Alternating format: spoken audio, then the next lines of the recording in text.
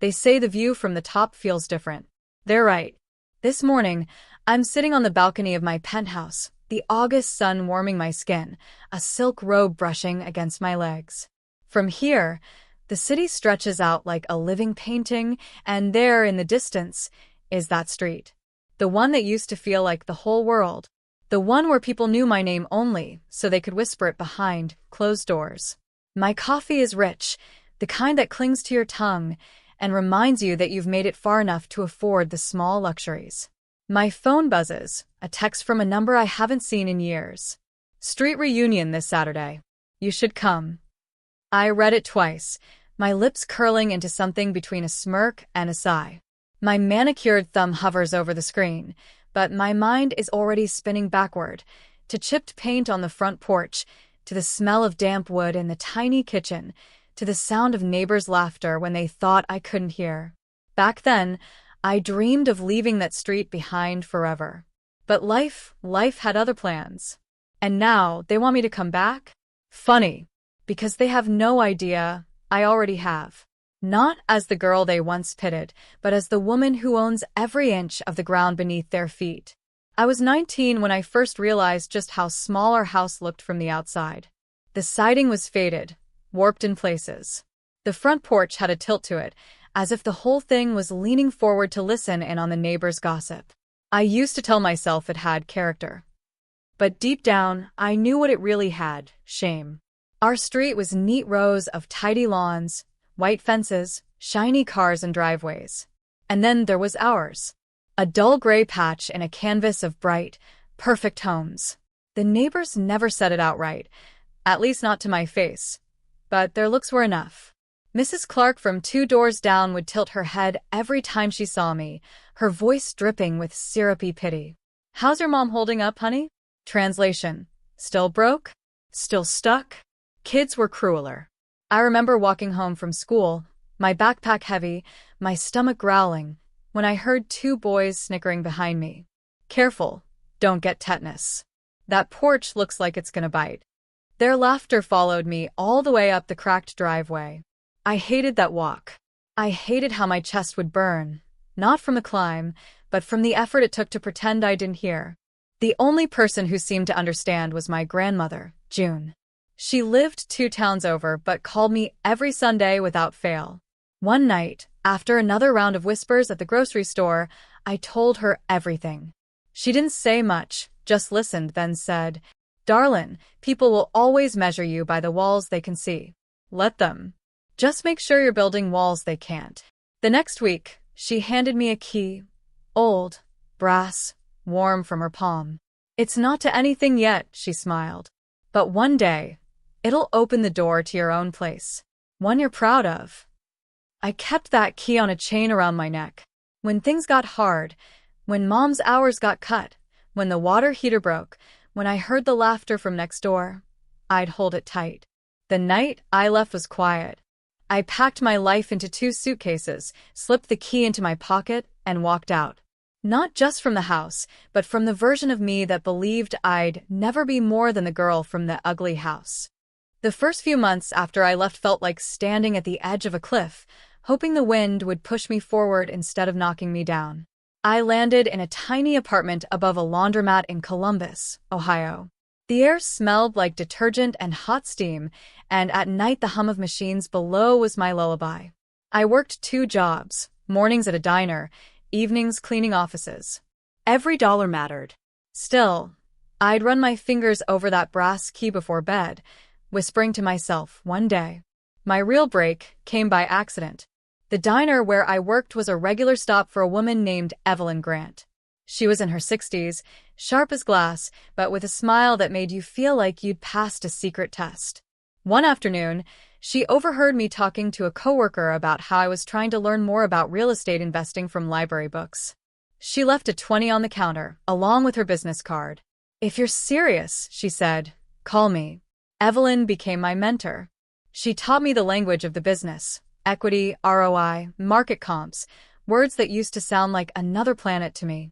I shadowed her on weekends, learning how to spot undervalued properties, how to negotiate without blinking, how to see possibility where everyone else saw problems. My first property wasn't glamorous, a rundown duplex on the edge of town that smelled like cigarettes and regret. But I poured every spare dollar and every spare hour into fixing it up. By the time I rented it out, the profit was enough to make my knees weak. From there, it was like a quiet fire inside me. I bought another. And another. I didn't post about it. I didn't brag. I told people I was doing okay whenever they asked. What they didn't know was that I had a spreadsheet tracking every dollar, every building, every tenant. 2 years in, I realized I could afford to buy something back in my old neighborhood. Not my family's house, not yet, but the one 2 doors down. The irony was delicious, but I kept it to myself. One by one, houses on that street came up for sale. Some were foreclosures. Some were owners moving away. And each time, I was there, quiet and patient, making the right offer at the right moment. By the 5th house, even Evelyn raised an eyebrow. "You're building something personal here," she said. She was right. It wasn't just business anymore. This was about taking back the space where I had once been small, where laughter had cut deeper than any blade, where I had been told, without words, that I didn't belong. And one crisp October afternoon, as I signed the papers for the final house, the one directly across from the porch that had been mocked for years, it hit me. I didn't just belong here. I owned it. The reunion invite sat in my phone for 3 days before I replied. "Sure. I'll be there." The truth? I wasn't going for the nostalgia.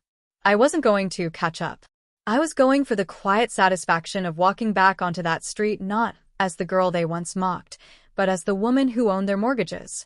Saturday came with the kind of late summer heat that clings to your skin. I slipped into a white linen dress, the kind that moves when you walk, and slid on gold hoop earrings. My hair was pinned up, loose strands framing my face. The diamond watch on my wrist caught the light every time I moved my hand, subtle, but enough to be noticed. When I pulled up, conversation stilled for a second. My car, a black Tesla, purred to a stop in front of my old house. People looked, then looked again. "Madison?" Mrs. Clark blinked, like she'd seen a ghost. "Well, don't you look fancy?" I smiled politely, stepping onto the very sidewalk where I used to drag my backpack home.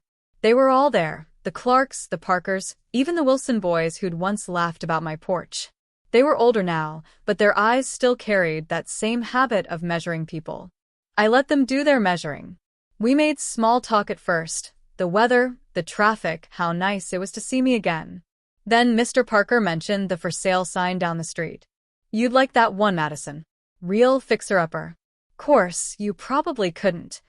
"I already own it," I said, sipping the lemonade someone had handed me. The air shifted. "What?" he asked. I met his eyes. "That one. And the blue one next to it. And the Wilson place, too." I turned my gaze toward the Wilson brothers. "Though you probably just call it home." They stared. Someone laughed nervously, thinking I was joking. I wasn't. In fact, I took my phone out and pulled up a neatly organized property list. Every single house on this street, except my mother's old place, is in my name. I bought them over the last few years. Cash flow's nice. It was Evelyn's voice in my head telling me to let the silence work for me, so I did. I watched their expressions shift. Confusion, disbelief, the slow burn of realization. Mrs. Clark finally spoke, her voice softer now. "So, you're our landlord?" I tilted my head. "Technically, yes. Though I prefer owner." The lemonade in my hand tasted sweeter after that. People began fidgeting, avoiding eye contact. Someone muttered about needing to check the grill.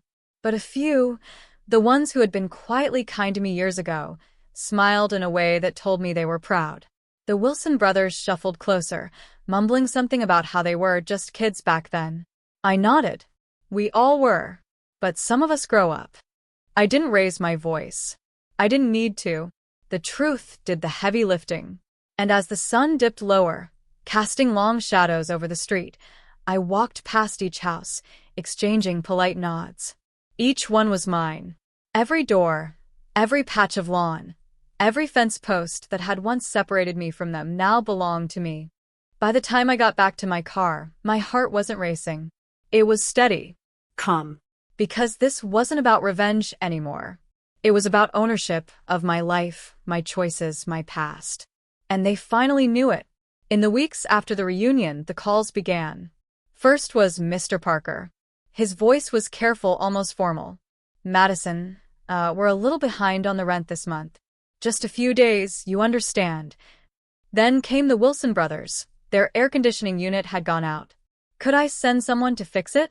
Mrs. Clark's call was the hardest to ignore. Honey, I hate to bother you, but my son's been out of work. Could we maybe get a little break? I could have said no to all of them. Part of me, the girl who'd walked home to that tilted porch with laughter at her back, wanted to. But another part of me remembered my grandmother's voice. They can laugh at your walls, but they'll never own your dreams. So, I didn't slam the door. But I didn't leave it wide open either. I told Mr. Parker I'd waive the late fee once. But from now on, rent was due on the 1st, no exceptions. I had the Wilsons' AC fixed the same day, but I also reminded them to keep their property clean. You're not just representing your home, I told them. You're representing my street. With Mrs. Clark, I went a step further. I offered to help her son with job leads, on one condition. He'd need to volunteer twice a week at the local community center until he found work. Some grumbled at first. Others nodded, accepting. But over time, something shifted. Trash bins were pulled in on time. Lawns were trimmed. The laughter I heard now wasn't sharp-edged mockery. It was softer, almost neighborly. One evening, I hosted a block meeting in what used to be the worst house on the street. Now renovated, warm lighting spilling across the polished hardwood floors. I stood at the front, looking out at faces I once avoided, and laid it out. This street has a history, mine, yours, ours. I want it to be better than it was. Respect each other. Keep the homes cared for. And if anyone here thinks about mocking someone for where they live, I let the paws hang in the air. Remember, you never know who might own the deed. There were a few chuckles, but they were different this time, lighter, self-aware. That night, as people left, a few stopped to thank me. Not for the conditions, but for giving them a reason to be proud of the street again. It wasn't about control anymore. It was about setting a standard. And for the first time, I realized I wasn't just their landlord. I was their neighbor, too. A year later, the street didn't look the same. Fresh paint glistened under the afternoon sun. Yards bloomed with flowers. Kids rode bikes past each other without the sharp sting of cruel laughter. Even my old house, the one I'd once dreaded walking into, had been transformed. White trim, a new porch railing, a swing that swayed gently in the breeze. The tilted boards were gone, replaced with something steady. I parked at the curb and just sat there for a moment, letting the memories wash over me. The weight of my backpack, the sound of whispers, the taste of swallowed tears. When I finally stepped out, I wasn't carrying resentment. I was carrying a gift. In my bag was the same brass key my grandmother had pressed into my palm all those years ago. It had never opened a single door, but it had unlocked every single step I'd taken since. I walked up to the new owners of my childhood home, a young couple with a toddler clinging to their leg. I handed the key to the woman, her brow furrowing in curiosity. "It's not for anything," I told her, smiling. "It's just a reminder. Walls change. People change.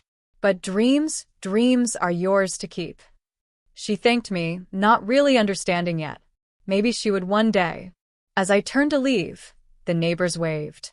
Not the kind of wave you give out of politeness, but the kind you give when you're glad someone's there. Driving away, I caught one last glimpse of the street in my rearview mirror. It wasn't perfect, nothing ever is, but it was better. And maybe in some small way, so were the people.